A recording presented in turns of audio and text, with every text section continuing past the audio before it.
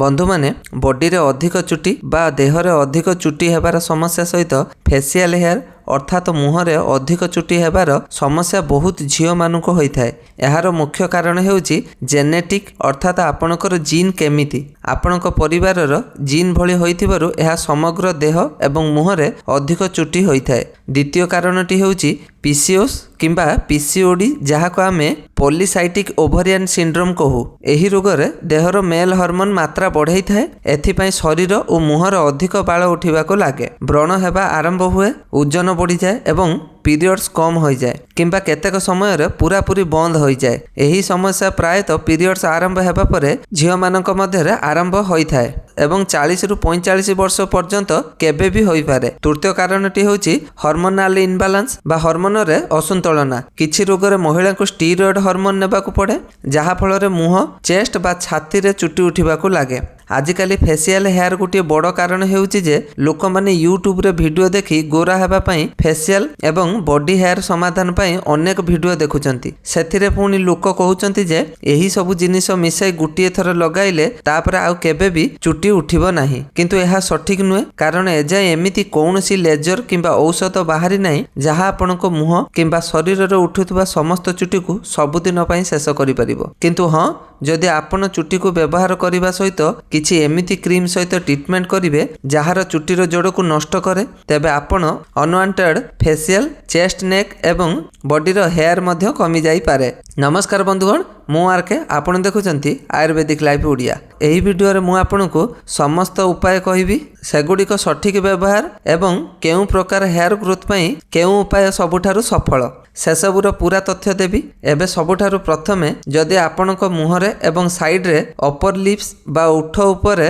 अधिक चुटी अछि किंतु सेगुडिक बहुत पतला भली अछि, तेबे सेगुडिक बाहर करिवा पई सबुठारु भलो उपाय हेउची ट्रिमिंग। बाजार रु किंबा अमेज़न रु भलो क्वालिटी रो ट्रिमर किनंतु एवं चुटीर डायरेक्शन रो उल्टा दिगरे चली 5 मिनिट रे समस्त चुटी को सफा करि परिबे। पतला थिबा कारणरु एई चुटी को बाहर कला परे स्किन सफा देखा जाय एवं दुर्बलता थिबारु पुणी उठिबाकू प्राय गोटे मास लागे। ट्रिमिंग रे चुटीर मूल डिस्टर्ब हुएनी, सेथिपाई चुटी सबुबेले पतला ही रहे। आपण सारा जीवन ट्रिमिंग कले भी एही चुटी केबे भी मोटा हेबो नाही, किंतु बहुत लोक एही पतला चुटी को ब्लीच किंबा वाशिंग करती। यह करबा उचित नुहे, कारण वाशिंग एवं ब्लीचिंग रे स्किन खराब हो जाए एवं आपणकर पतला चुटी घन आ मोटा हो जाए। जो मानकर मीडियम मोटा चुटी अछि सेमाने ट्रिमिंग व्यवहार करि पारंती, किंतु मीडियम मोटा चुटी पई सबुठारु भलो उपाय हेउची लेजर ट्रीटमेंट। जेतेबेले चुटी कमी जाए एवं पतला हो जाए तापरे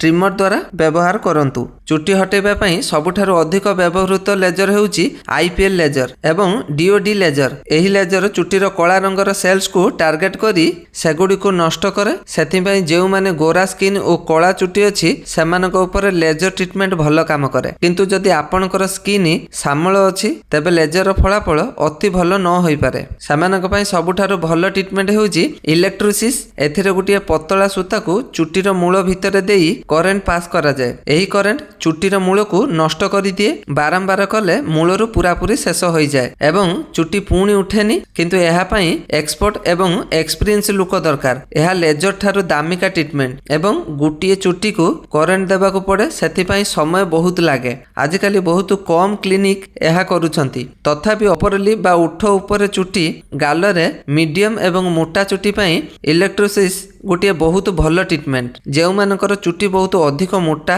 सेमाने प्रथमे लेजर ट्रीटमेंट करंतु, तापर चुटी कम एवं पतला हेले फेशियल इप्लाटोर द्वारा बाहर करंतु। लेजर छड़ा भी आपण फेशियल इप्लाटोर व्यवहार करि परिबे। फेशियल इप्लाटोर एई भली देखा जाए। यह ब्राउन कंपनी यहाको बनै थाए। अमेज़न रे प्राय 3000 टंका रे मिल जाए। एही इप्लाटोर चुटी को मूलरू बाहर करे, सेथिपाई 3 सप्ताह पर्यंत चुटी उठेनी। बारंबार इप्लाटोर व्यवहार कले चुटीर जोड़ दुर्बल हो जाए एवं धीरे धीरे चुटी कमी जाए। आरंभ रे अल्प जंत्रणा हुए, किंतु 2 रु 3 थर कला परे जंत्रणा हुएनी। जो मानक मुहरे बहुत चुटी अछि एवं लेजर ट्रीटमेंट पई हजार हजार टंका खर्च करबा को चाहुनांती, तेबे सेमानक पई फेशियल इप्लाटोर बहुत भलो एवं सस्ता ऑप्शन अटे। एबे जहा मु कहूची ध्यान दे सुनंतु, कारण एहा कले फेस आपनक गाल, छाती किंबा बॉडी रे अनवांटेड हेयर ठारू शीघ्र मुक्ति मिली पारे। जेतेबेले भी आपण ट्रिमर लेजर किंबा इप्लाटोर ରେଗୁଲେଟର ଦ୍ୱାରା ଚୁଟିକୁ ବାହାର କରନ୍ତି। ତାପରେ କିଛି ସମୟ ପରେ ସେଠାରେ ଫିଲୋଲିନ୍ ଫେସିଆଲ ହେୟାର ରିଟାର୍ଡେଣ୍ଟ କ୍ରିମ୍ ଲଗାଇ ପାରିବେ। ଏହା ଅଳ୍ପ ଦାମ ଏବଂ ଇଣ୍ଟରନେଟରେ ମିଳିଯାଏ। ଏହି କ୍ରିମରେ ଫ୍ଲୋରିଥିନ୍ ହାଇଡ୍ରୋକ୍ଲୋରାଇଡ୍ ଥାଏ, ଯାହା ଚୁଟିକୁ ବଢାଉଥିବା ଏଞ୍ଜାଇମ୍କୁ କିମ୍ବା ରାସାୟନିକ ଚୁଟିର ଆରମ୍ଭ ହେବାକୁ ଅଟକାଏ ଏବଂ ଚୁଟିର ଗ୍ରୋଥକୁ କମାଏ। ଉପରେ କହିଥିବା ଯେକୌଣସି ଉପାୟରେ ଚୁଟିକୁ ବାହାର କଲା ପରେ ଏହି କ୍ରିମକୁ 6ରୁ 8 ସପ୍ତାହ ପର୍ଯ୍ୟନ୍ତ ଦୈନିକ ବ୍ୟବହାର କଲେ ଚୁଟି ଉଠିବା ଧୀରେ ଧୀରେ କମି ଆସେ। ଫୁଲ ବଡି ହେୟାର ଗ୍ରୋଥ ହଟାଇବା ପାଇଁ ଆପଣଙ୍କ ପାଇଁ ନେକ୍ସଟ ଭିଡ଼ିଓ ଆଣିବି। ଯଦି ଆପଣ ୟେସ୍ କୁହନ୍ତି, ତେଣୁ ଆଶା କରୁଛି ଆଜିର ଭିଡ଼ିଓଟି ଆପଣଙ୍କୁ ମୋର ପସନ୍ଦ ଆସିଥିବ। ଯଦି ପସନ୍ଦ ଆସିଛି ତେବେ ଲାଇକ୍, ସେୟାର, ସବସ୍କ୍ରାଇବ କରିବାକୁ ଭୁଲିବେନି। ଆଉ ଗୋଟିଏ ଭିଡ଼ିଓରେ ଦେଖା ହେବା ପର୍ଯ୍ୟନ୍ତ ରହିଲି। ଜୟ ଜଗନ୍ନାଥ।